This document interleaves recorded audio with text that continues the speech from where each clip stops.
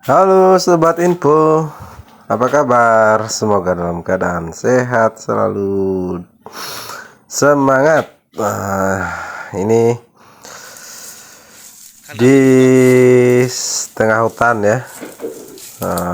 Kita sedang mencari sesuatu. Nah, ini ketemu pohon bambu.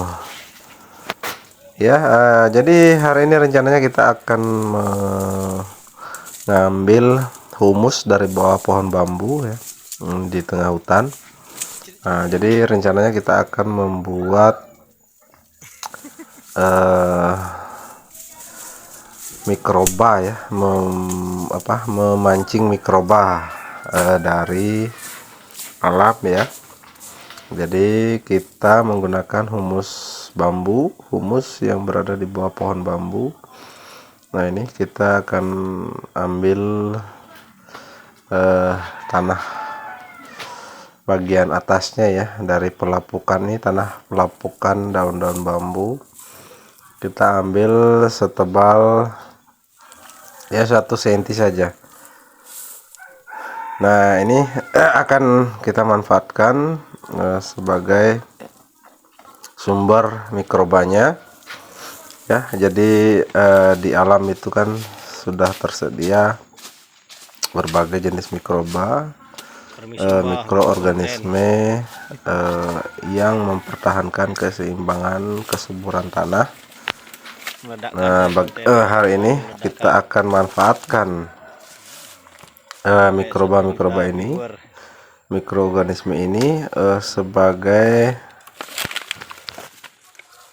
pendukung dalam pertanian organik kita. Nah, bagaimana prosesnya? Sebentar saya akan tunjukkan ya proses sederhananya. Jadi kita memanen mikroorganisme dari alam. Jadi kali ini kita tidak perlu membeli ya yang namanya mikroorganisme. Biasanya kan ya ada juga yang dijual-jual seperti jenis trichoderma dengan merek tertentu. Juga ada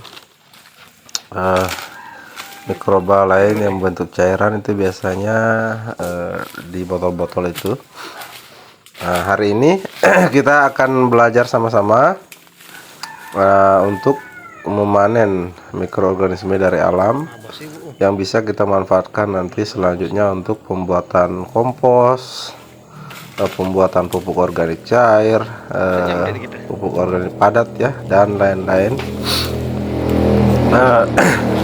yang akan sangat bermanfaat ya untuk tanaman, tumbuhan kita di kebun kita,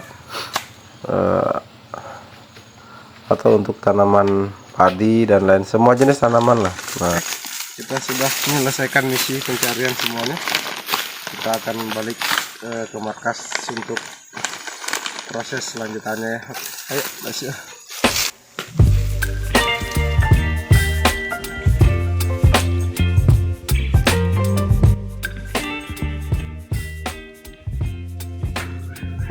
Iya, jadi selanjutnya setelah kita mengambil humus bambu tadi, nah ini daun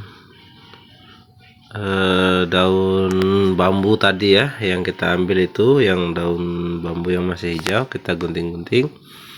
Nah, itu kita jadikan alas paling bawah. Nah, lalu tuang humus bambu yang mengandung mikroba ini ya, berbagai jenis mikroorganisme penyebab kesuburan tanah itu sudah terkandung dalamnya. Ini mungkin ada jenis ratusan jenis mikroorganisme yang hidup di dalamnya ya, yang membentuk satu keseimbangan sehingga tanah menjadi subur. Nah, kenapa kita menambahkan nasi ya? Nasi ini sebagai makanan mikroba, pemancing mikroba. Nah, ini akan menjadi mikroorganismenya itu akan menjadi meningkat, berkembang biak lebih banyak ya. Nah, nanti setelah beberapa hari proses ini, itu nasi akan berubah warna menjadi sebagian warna kebiruan, ada yang kehijauan. Nah, kita akan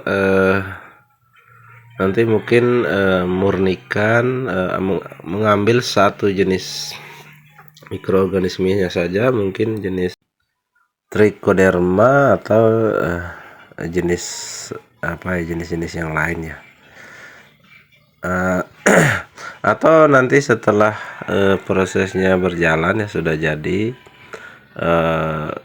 nanti bakterinya akan kita kembang biakan lagi sebanyak-banyaknya ya. Setelah kita lakukan proses ini kan akan kelihatan itu, nampak nanti mikroorganismenya banyak muncul.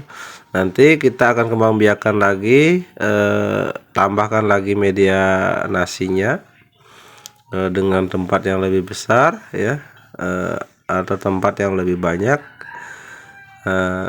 sehingga nanti dominasi dari mikroorganisme baik ini yang menyebabkan kesuburan tanah ini akan meningkat ya. Semakin banyak populasi mikroorganismenya. Nanti setelah itu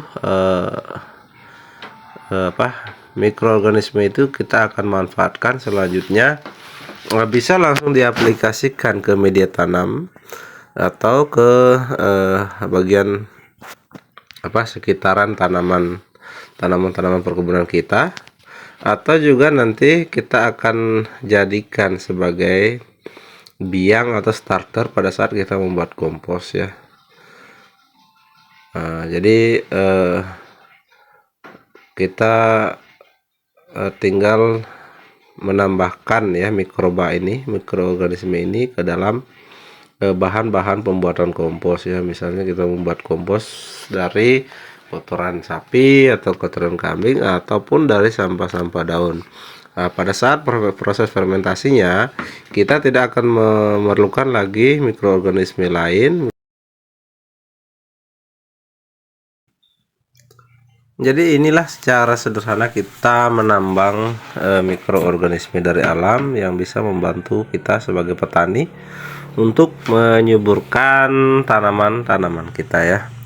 Oke, terima kasih sudah menonton. Selamat siang dan salam info.